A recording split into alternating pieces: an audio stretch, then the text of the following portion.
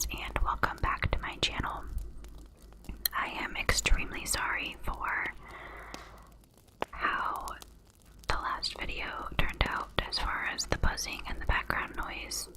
I did a little bit more research on the microphone that I'm currently using and was able to figure out a couple of filters to put on it to make it sound better. So you will have to let me know what you think about the quality of this video. I really do appreciate the feedback that I get, and I do take it into consideration and try to make my videos better. So thank you again for your patience as I kind of figure out the settings that I want on my microphone.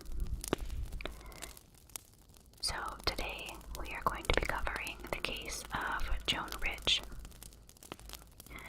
And I have a lot of my own personal opinions on this case, and I actually shared this case with my husband, and he actually pointed out a few things that I hadn't realized.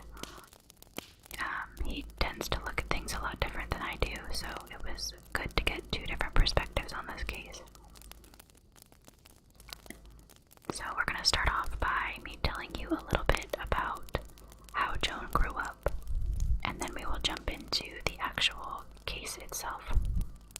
So, Joan Risch was born in 1930 in Brooklyn, New York.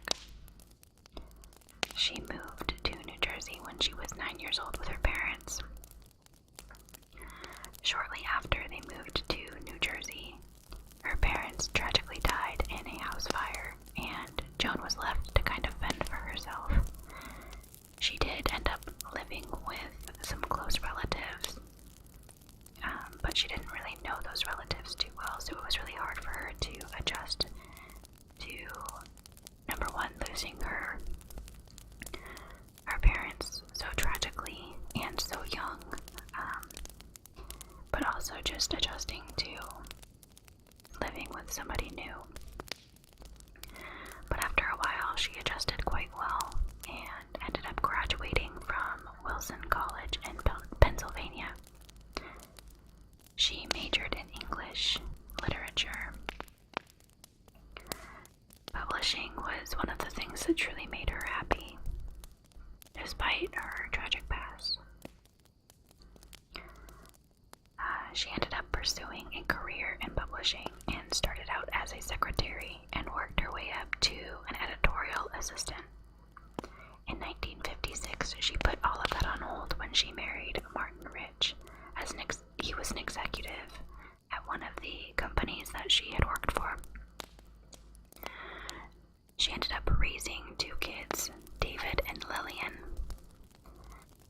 She moved to Massachusetts with her family and loved living there. She lived in a quiet neighborhood, and she had really nice neighbors who kind of kept to themselves for the most part, but were very friendly. Her husband left for a work trip on October 24th, 1961 at 8 a.m. to New York City. That day, Joan started the day as usual. Nothing out of the ordinary really happened. She fed her kids, and she took them to their necessary appointments, and she did housework as usual. At 2 p.m., Joan asked her neighbor Barbara to watch the kids, and at around 2:15, Barbara saw Joan wearing a trench coat over her regular clothes, and she was carrying something red with outstretched arms from her car to her garage. Barbara had told the authorities that it did look strange, but at the time she didn't really think anything of it. Barbara stopped watching Joan's kids at 3:40 when Joan said that she would be home. She ran errands until 4:15 p.m. with her own kids, and then when she got home, she saw Lillian at her front door. Barbara had asked why Lillian was back at her house, and she said, "Mommy is gone, and the kitchen is covered in red paint." So of course, Barbara went over to Joan Joan's house alone and looked for Joan, but she couldn't find Joan. The only thing that she did find was David in his crib upstairs crying, and the red paint that Lillian was talking about was actually blood. Barbara told authorities that this gave her chills. So she collected David and went back to her house and called 911. It only took 5 minutes for Sergeant Mike McHugh to show up at the house. When he entered the house, he saw bloody smears on the wall, an overturned table, a set of the wall-mounted telephone ripped off and thrown in the garbage, and a couple of different trails of blood. Mike originally thought that this was suicide. Now, I don't know why he would immediately jump to suicide.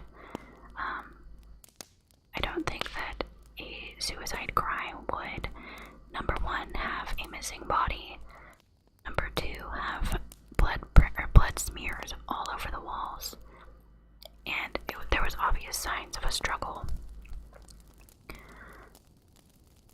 Mike called the police department after searching the house and not finding a body, and they began a full investigation. Now, the police were not careful when it came to walking around the house because Mike had originally deemed this as being a suicide. So, I mean, he wasn't careful where he stepped. He wasn't careful what he touched. So this could have really tampered with evidence.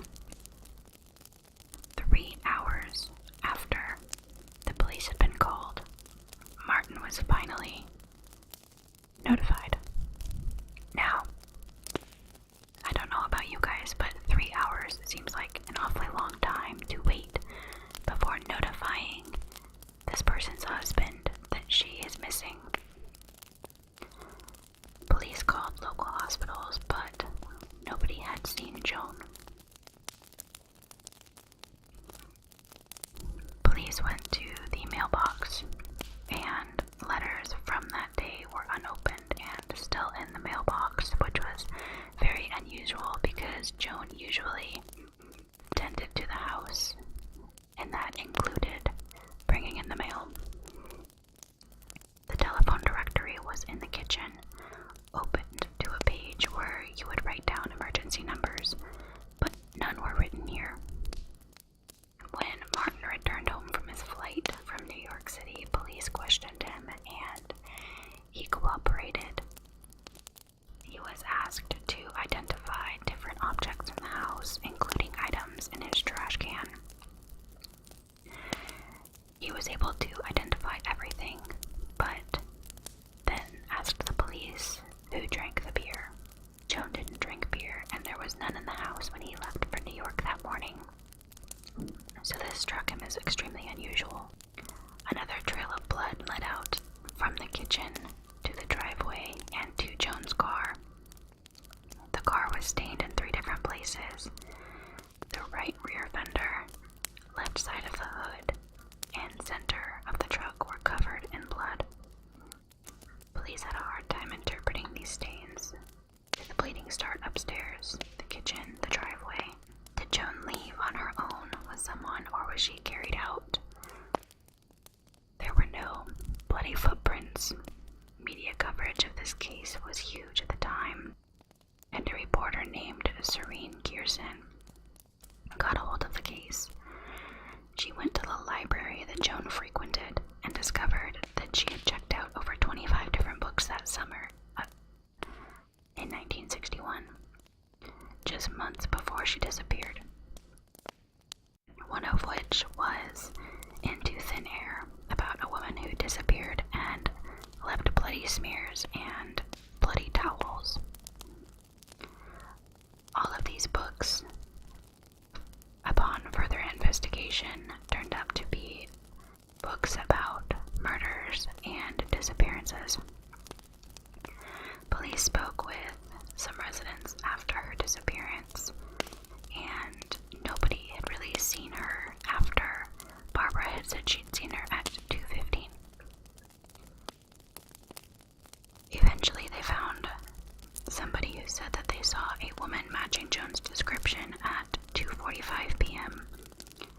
She was wearing similar clothing and was spotted with a handkerchief over her head. She walked on the north side of the main parkway. That person said that this woman appeared to be walking aimlessly and hunched over, looking cold and messy. I'm guessing that had to do with the beer. If this was Joan, it would make sense because there was beer left in the trash can, and maybe she needed a couple of drinks before she decided to run away. There was another sighting at about 3:15 to 3:30 p.m. There was a similarly dressed woman with blood running down her legs, and she was seen walking down a different parkway. She seemed disoriented and appeared to be cradling something at her stomach. Could this be that red thing that she had walked from her car to her garage? There are many theories on this case, ranging from a runaway wife to becoming disoriented and falling into a construction site and being unable to get out. There are 0 suspects in this case because police think that she did just run away. My question is, why was there so much blood everywhere? If this was just a superficial wound, there wouldn't really be that much blood spread across the kitchen and different trails leading in different parts of the house. The husband and kids, Martin and David and Lillian, lived in the same house until 1975 and ended up moving into another home nearby. He never declared his wife dead.